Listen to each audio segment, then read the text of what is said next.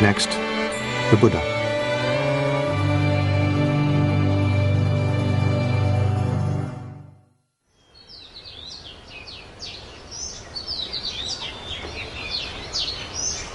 For weeks, the Buddha remained near the Bodhi tree, peaceful and serene.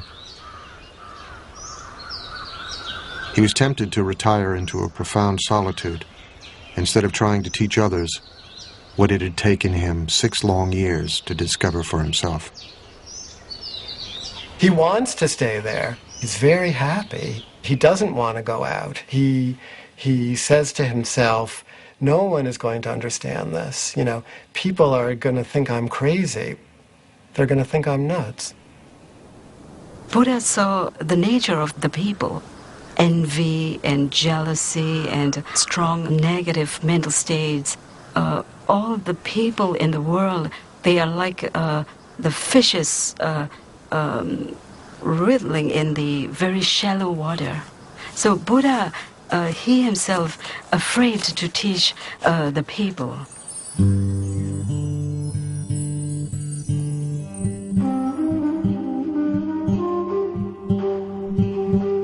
The myth is that God comes to the Buddha. Brahma comes on his knees and says, please, we need you. Why don't you try talking about what you just understood? Because the world needs it. The gods need it and the men need it, you know?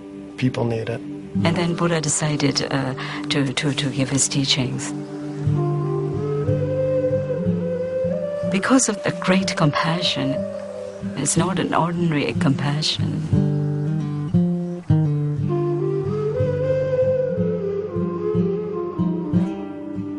When you feel the feelings of others, you automatically don't want them to feel bad. You feel the feeling of your hand, you don't put it in the oven. I mean, you're not being compassionate to your hand, you just feel the pain, so you're not going to put it there. So you feel others' pain, you're going to do your best to help them alleviate it. When somebody becomes enlightened, something blooms in his heart. It's like a flower blooms, and it cannot hold the fragrance. It has to naturally release. So it's like he naturally had to release his radiance. He has to share this joy that was in his heart. 35 years old, the Buddha would devote the rest of his life to bringing his teachings, the Dharma, the fundamental laws of all things, into the world. But as he had feared, it would not be easy. As he set off to share what he had learned, he met a wandering ascetic. "Who was your guru?" the ascetic asked him. The Buddha said he had no guru, that he had attained enlightenment on his own. "It may be so," the ascetic said, and walked away.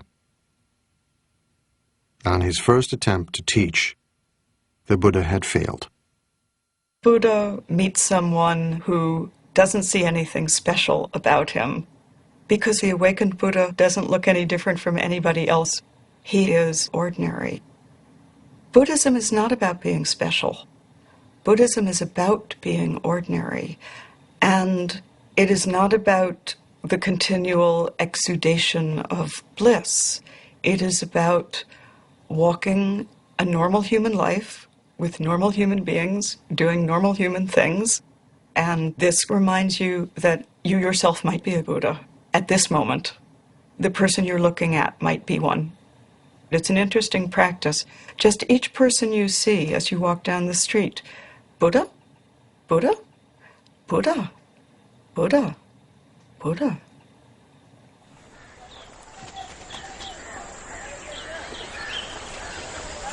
From Bodh Gaya, the Buddha walked west nearly 200 miles and crossed the Ganges River.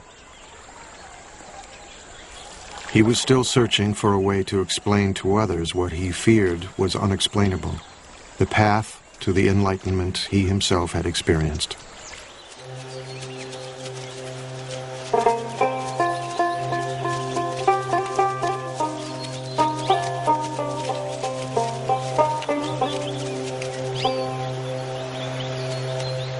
In a deer park in Sarnath, not far from the Ganges, he would try again. His 5 former companions were still practicing the austerities he himself had abandoned. From far off they saw me coming, and on seeing me made a pact with one another, the Buddha recalled. Friends, here comes Siddhartha, living luxuriously, straying from his ascetic practice. He doesn't deserve to be bowed down to. These are his buddies who were just disappointed and disgusted with him for giving in after they'd all been trying to starve themselves into enlightenment. So they're a little distrustful at the beginning. They refer to him as an equal, and he then tells them, no, that's not the term you should use when you refer to a Tathagata, to a being who's gone beyond. And so he sets them straight. And they then become the first people to hear the content of what he realized under the Bodhi tree. His first teaching would later be called Setting in Motion the Wheel of the Dharma, because it brought the Buddha's message into the world for the first time.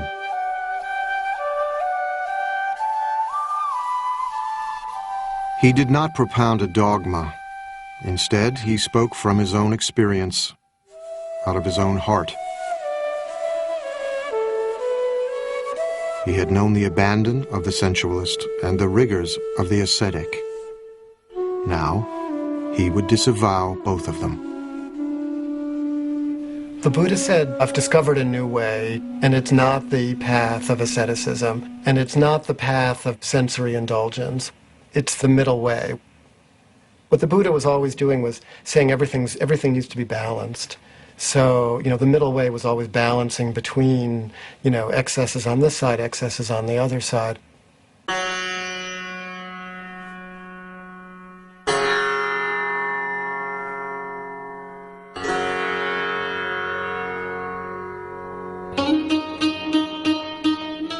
Fair goes the dancing when the sitar is tuned. Tune us the sitar, neither high nor low, and we will dance away the hearts of men.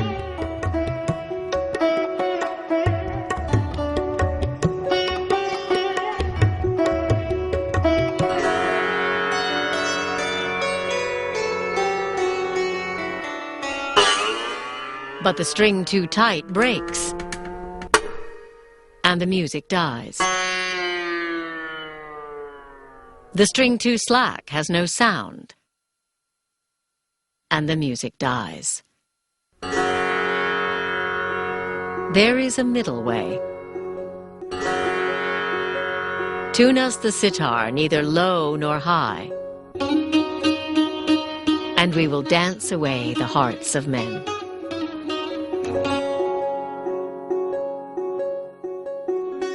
The path to enlightenment lay along the middle way, the Buddha taught, and the ascetics listened.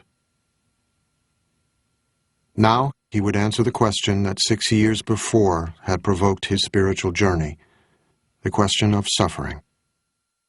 Buddhists don't have a creation story. There is no creator deity. It's not really of interest. It's not an issue. What's of interest is the problem of human suffering and the solution to human suffering. Pretty much everything else, right, is beside the point. The Buddha's analysis of suffering came in the form of what have come to be called the Four Noble Truths. There is no commandments or anything. The first noble truth is that there is suffering in this world. Generally, this suffering has been mistranslated. Suffering is not entirely accurate to the word that the Buddha probably used. It means something closer to dissatisfaction, that, we're never quite happy, and if we are, that's gone in an instant anyhow. And he says that this suffering, this unsatisfactoriness, doesn't arise by itself. It has causes. Our own mind causes it.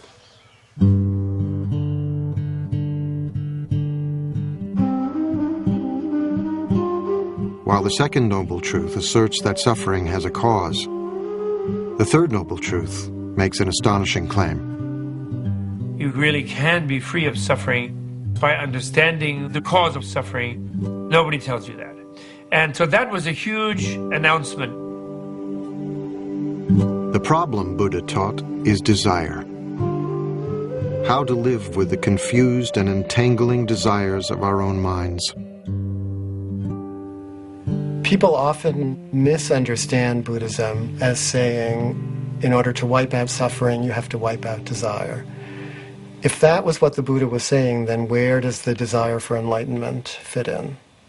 You know, the Buddha is saying, be smart about your desires. Desire must be there. Without desire, how can lead our life? Without desire, how can achieve Buddhahood? Strong desire to become Buddha. But desire to harmful, that bad.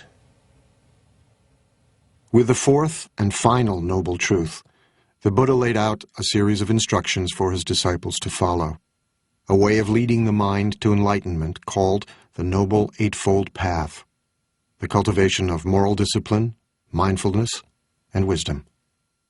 They are, as I like to think of them, a set of possible recipes that you can try on your own life and see which one makes the best soup.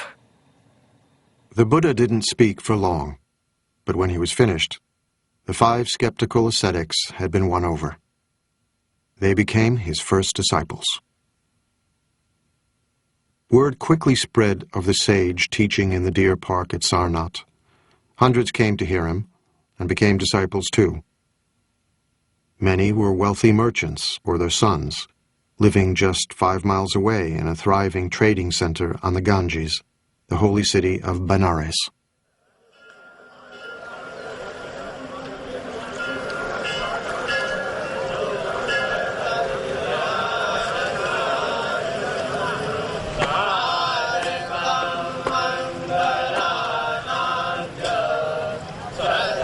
By the eyes is burning.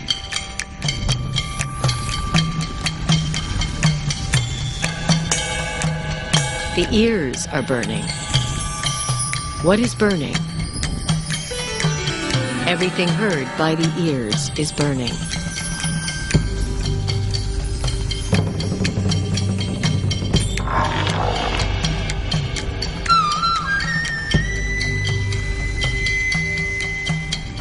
The nose is burning. Smells are ablaze. The tongue is burning. Tastes are ablaze. The body is burning. The mind is burning. We're on fire. We may not know it, but we're on fire, and we have to put that fire out. We're burning with desire, right? We're burning with craving. Everything about us is out of control. The Buddha goes on to talk about the 3 poisons: greed and anger and ignorance, and how the 3 poisons are what is making the fire. And the way out of doing this is not to deny the 3 poisons, but to recognize that if you turn them round, you come to their opposites. Instead of greed, you have generosity. Instead of anger, you have compassion. And instead of ignorance, you have wisdom.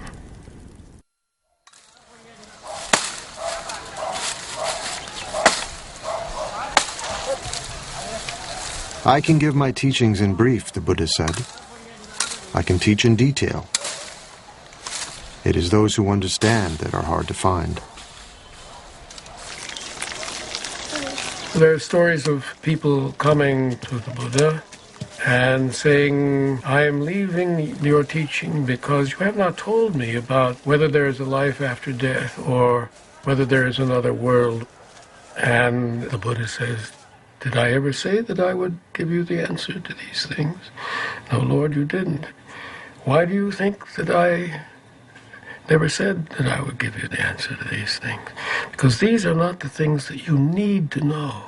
The thing that you need to know is how to deal with suffering. Because at this very moment, what made you ask that question was suffering.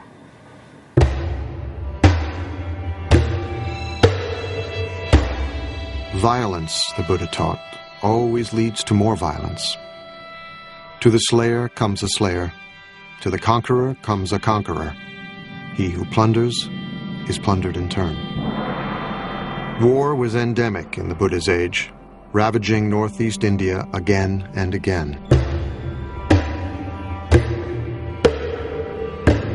Although kings and their ministers sought his counsel, the Buddha offered no grand political vision. He was powerless to stop the killing and the fighting. Even the men, women, and children of his former kingdom were massacred by a marauding king, forced into pits and trampled by elephants.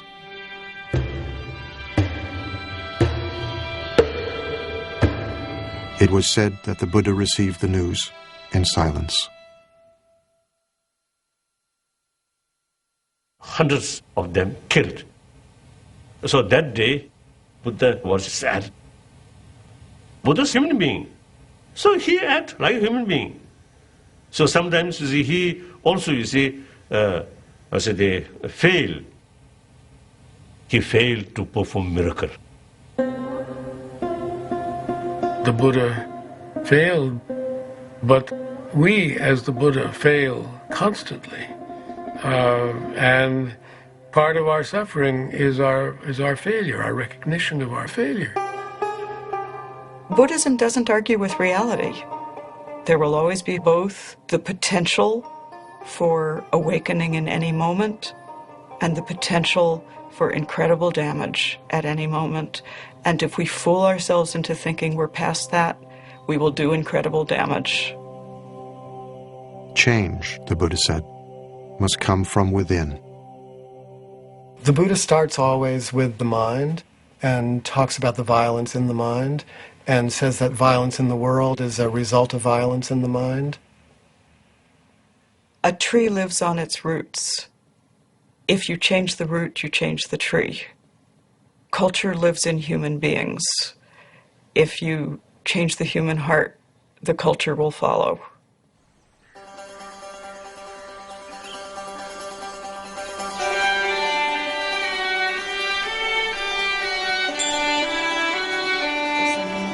For decades, the Buddha shared his teachings all across northeastern India.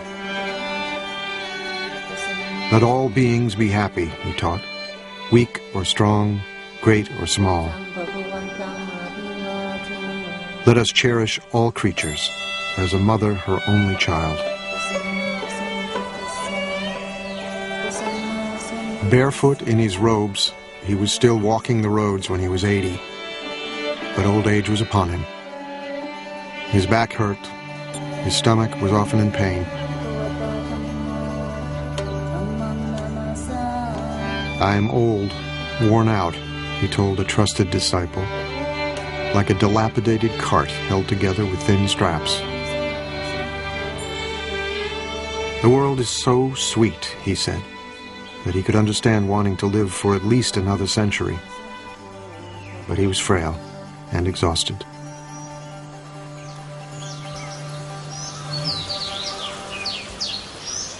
He became ill near Kushinagara, a remote village near the border of Nepal, when he was offered a meal which would prove deadly. The food was spoiled. He ate what was offered to him, and it said that he knew it was bad, but he took it anyway because it was offered and didn't want the person who offered it to feel bad because it was his time.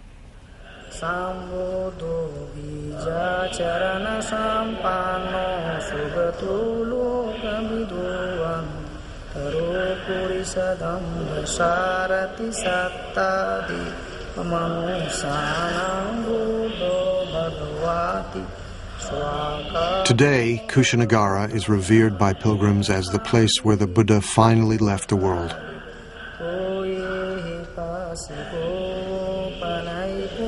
It was in Kushinagara where he grew weak and asked to be laid on his side in a quiet grove of sal trees. As he neared the end, his disciples began to weep, stricken with grief. But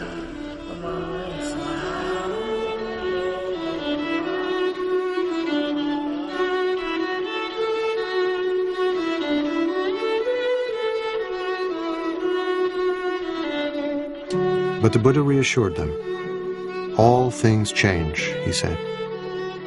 Whatever is born is subject to decay. He's saying this is a natural process.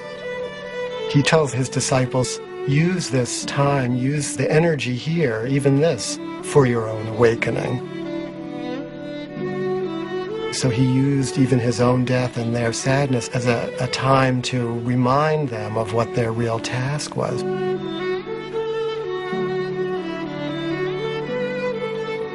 What he's actually doing is inviting those who are close to him into the experience. I don't think the Buddha's teaching in any way argues against grief or sadness or loss. The teachings, if they make any sense, have to make sense in ordinary circumstances, in ordinary lives. And in ordinary lives, we grieve when we lose. We grieve. When it hurts, we say, ouch.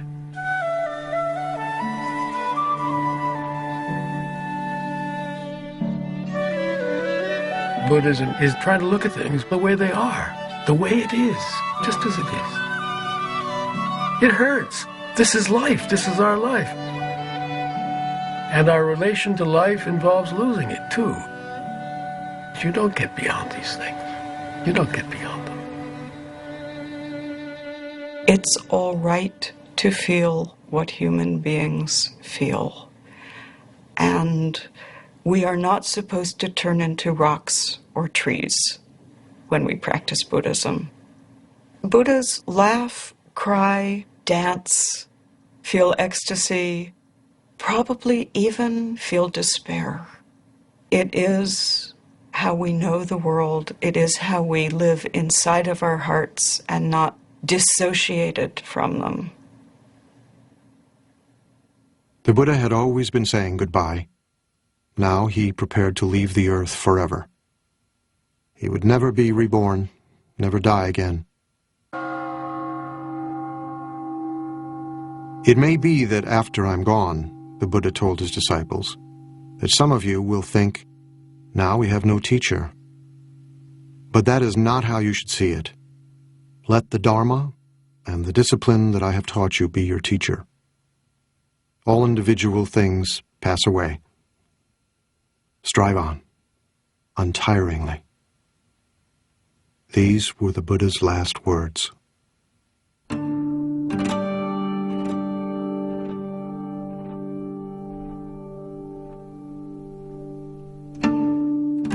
The Buddha died peacefully.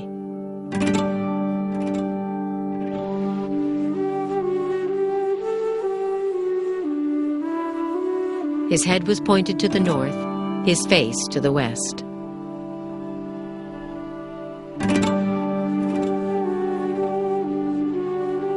The stories tell how the earth shook, and the trees suddenly burst into bloom.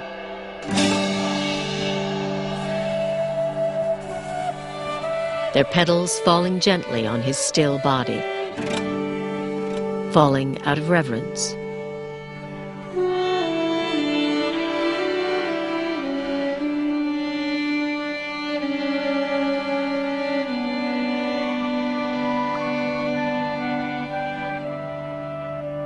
Divine coral flowers and divine sandalwood powders fell from above on the Buddha's body, out of reverence.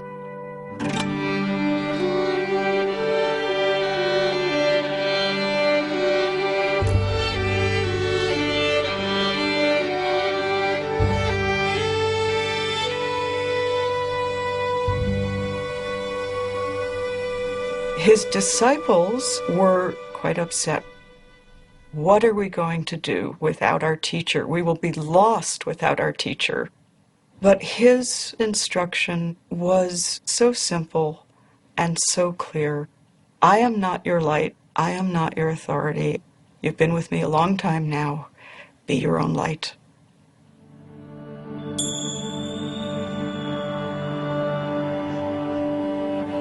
The Buddha saw death and life as inseparable. These are two sides of the same thing. Death is always with us. Death is part of a whole large unknown. And if we are unable to smile at the idea of the unknown, we're in real trouble. That's the realism that the Buddha was talking about, trying to come to terms with reality.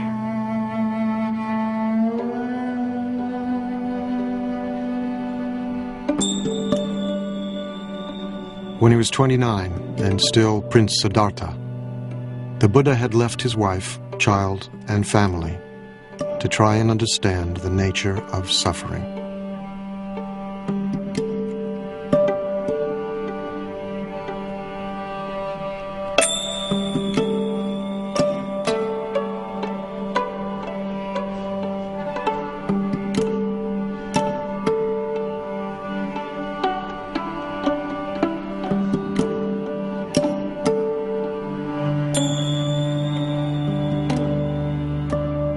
He had attained enlightenment, shared what he had learned,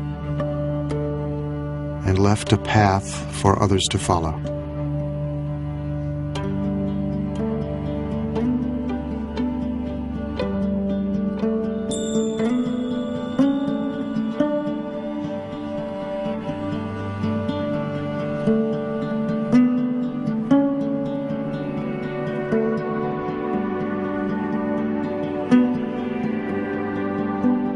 Now he was gone. But before he died, he had asked his followers to remember him by making pilgrimage to the place of his death, to where he gave his first teachings,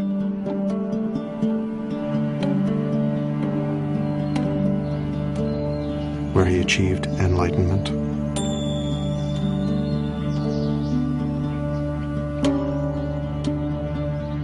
and where he was born.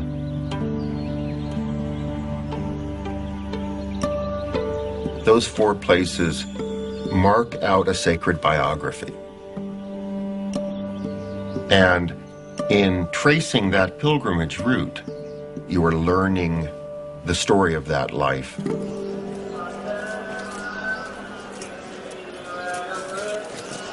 At places of pilgrimage, temples were built, images were installed, and relics were enshrined.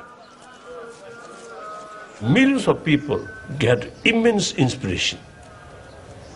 Buddha's spirit always there. But real Buddha's holy places is within oneself. That's important. So real Buddhist sacred place we must build within ourselves. We must build within our heart.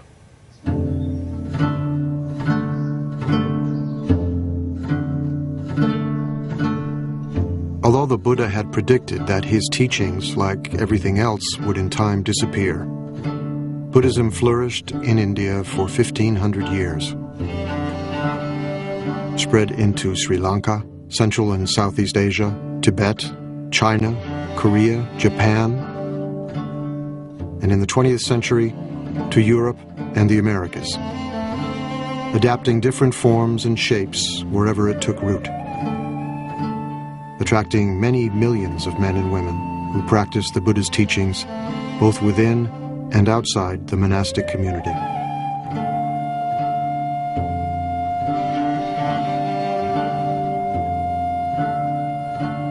But everywhere and in every age, the essence of the story remains the same.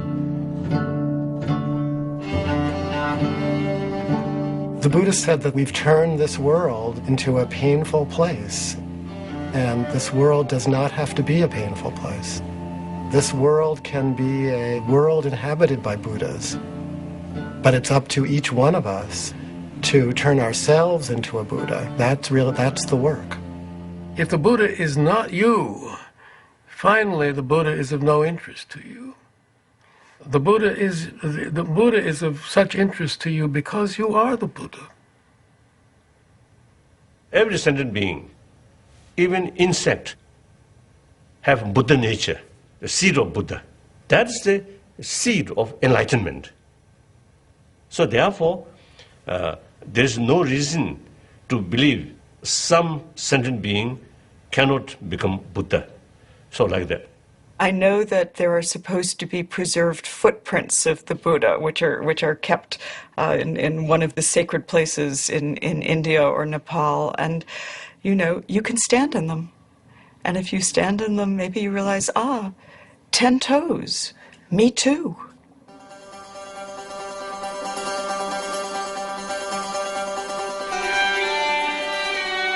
There is a story of a Brahmin who one day found the Buddha under a tree, calmly meditating. The Buddha's mind was still. He radiated such power and strength that the Brahmin was reminded of a Tusker elephant.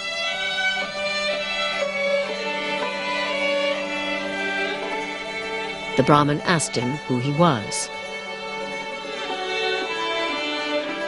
Imagine a lotus that had begun life underwater, the Buddha replied.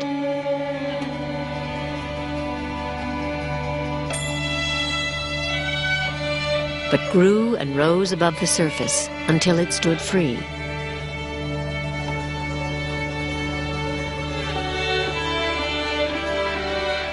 So I too have transcended the world and attained the supreme enlightenment.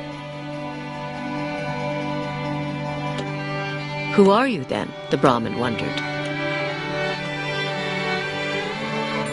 Remember me, the Buddha said, as the one who woke up.